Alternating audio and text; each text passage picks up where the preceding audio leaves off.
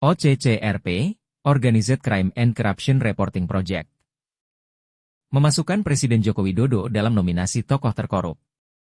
Pada 2024 berdasarkan nominasi publik yang diterima melalui sistem daring. Ok menjelaskan bahwa mereka tidak memiliki kendali langsung atas siapa yang dinominasikan. Karena daftar ini didasarkan pada masukan dari masyarakat global yang menyampaikan saran mereka.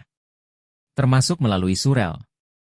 Nama Joko Widodo terpilih sebagai finalis karena banyaknya dukungan yang diterima dari nominasi tersebut. Namun, OCCRP mengklarifikasi bahwa tidak ada bukti yang menunjukkan bahwa Presiden Jokowi secara langsung terlibat dalam tindakan korupsi yang menguntungkan dirinya selama masa jabatannya. Penilaian ini lebih mencerminkan persepsi publik global yang mendasari nominasi. Bukan merupakan vonis atas tindakan konkret. Berikut adalah klarifikasi yang diberikan oleh OCCRP terkait masuknya Presiden Joko Widodo ke dalam daftar nominasi tokoh terkorup pada 2024. Proses seleksi nominasi.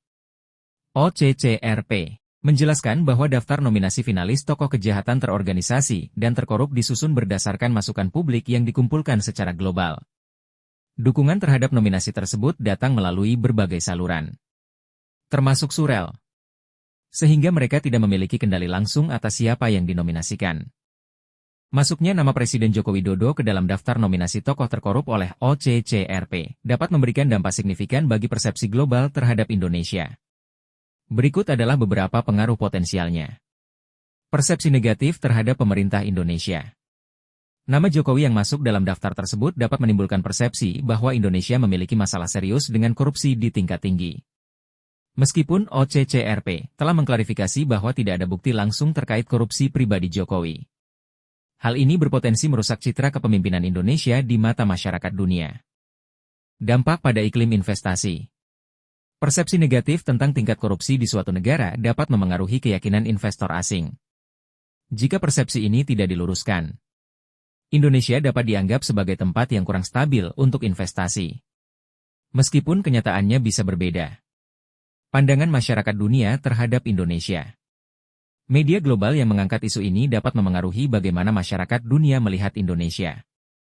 Isu ini bisa mengalihkan perhatian dari pencapaian Indonesia di bidang lain, seperti ekonomi, pariwisata, atau politik regional. Kefokus pada korupsi.